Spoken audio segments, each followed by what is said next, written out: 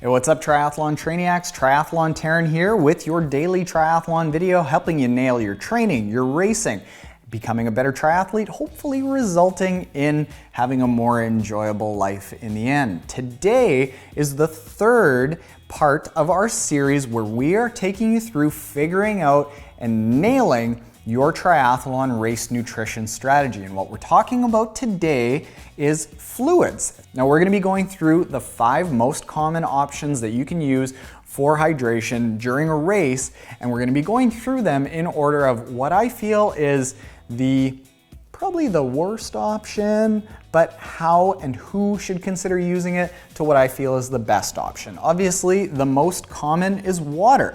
The pros of it are that it tends not to cause any digestive issues. It's easy to access, it's inexpensive, you're never gonna be worried about finding access to water when you get to a race. They have it everywhere.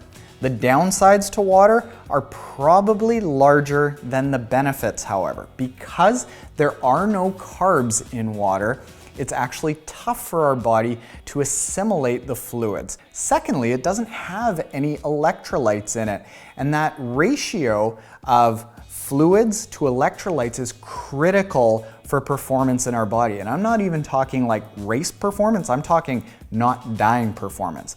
When you start taking on a ton of water and you're sweating out a ton of electrolytes, the ratio of water to electrolytes gets skewed in favor of water, and it's called hypernatremia, and essentially it's like water poisoning. It's just as bad as dehydration. The people that might consider using just water, however, are people like friends of mine who have really sensitive stomachs and can't really take on any sort of electrolyte drink because even the taste of it makes them gag.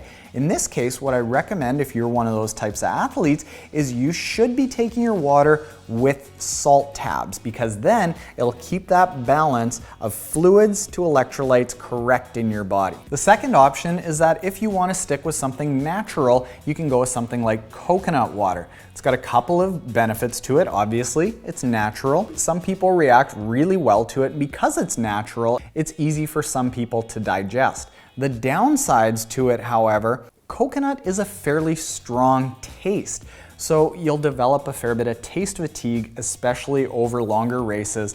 Electrolyte drinks that are designed with the science of what's been proven to work the best have about a 2-to-1 sodium-potassium ratio, where coconut water is more like a 1-to-3 sodium-potassium ratio. This could result in developing cramps, digestive issues, all kinds of bad things that you're gonna end up in the porta potty dealing with. The third option that you could be going with, slightly better than those other two, is a heavy electrolyte drink where all of your calories, all of your fluid, all of your electrolytes are coming from that heavy electrolyte drink. This is something like Gatorade. It has a fair bit of pros to it. Number one, very easy to access. You can pick up all of your race nutrition at any corner store on the way into the race. You're probably gonna have access to it at the race if something goes wrong. And because it's an all-in-one solution, you get everything. You don't have to tape a bunch of gels and chews and bars onto your bike. I actually like taking something like that for a race that's very short, like a sprint distance race.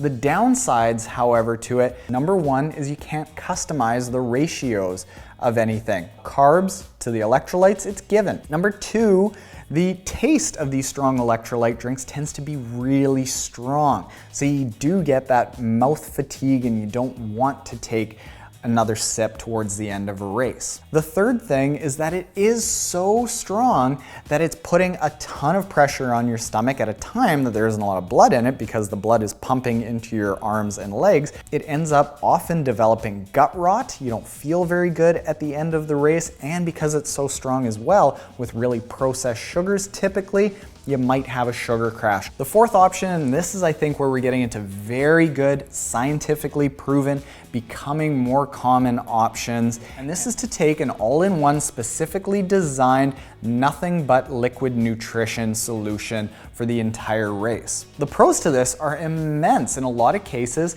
these formulas are designed specifically for you with your sweat rates, your weight in mind, your nutrition plan in mind.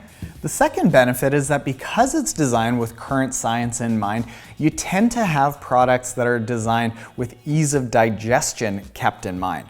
So these tend to be very easy on the body, very light, very tasty. You can often customize the taste profile. All good stuff. And because it's just liquid nutrition, it's easy to carry until you get to the cons of this. Because everything is so specifically designed to you, if anything goes wrong and this is your primary source of fuel and fluids, you're gonna be in trouble. If you end up dropping a bottle, if you end up having to figure out how to replenish that stock of that nutrition product while you're at a race, probably gonna be in pretty tough because a lot of these things are special order, special design with long lead times, and they tend to be quite expensive. Now the fifth and what I feel is the best option that's gonna work for the most amount of people is taking electrolytes and fluid in your bottles and saving calories for your pocket. And this is where you start using a light electrolyte drink. This is something like Scratch. This is a product where in the course of a bottle, you might only have about 70 to 90 calories, but you're taking in just enough electrolytes.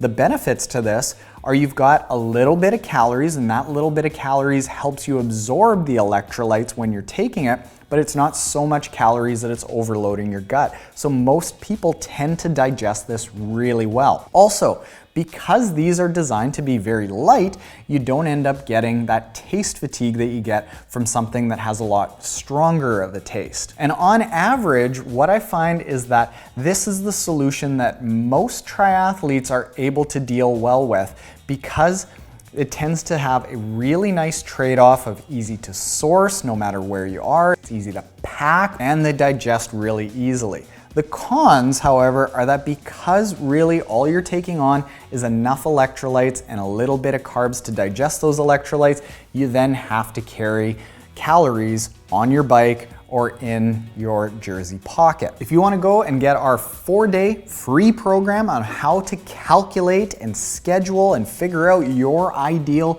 race nutrition strategy, go to triathlonTaren.com/triathlon nutrition guide. And over the course of 4 days, you are going to get everything start to finish laid out for your individual circumstance and some knowledge on how you can customize it for future races and different digestive issues that you might have. If you aren't yet subscribed and you want to make sure that you don't miss the 4th part of this how to dial in your race nutrition triathlon strategy, make sure you hit that subscribe button below and hit the notification bell so that you don't miss future videos like that next part. If you want to see all of the videos in this race nutrition series, hit the playlist right there. And if you just want to go on a binge watching spree and see some really good triathlon coverage, check out the Kona video that we did up there.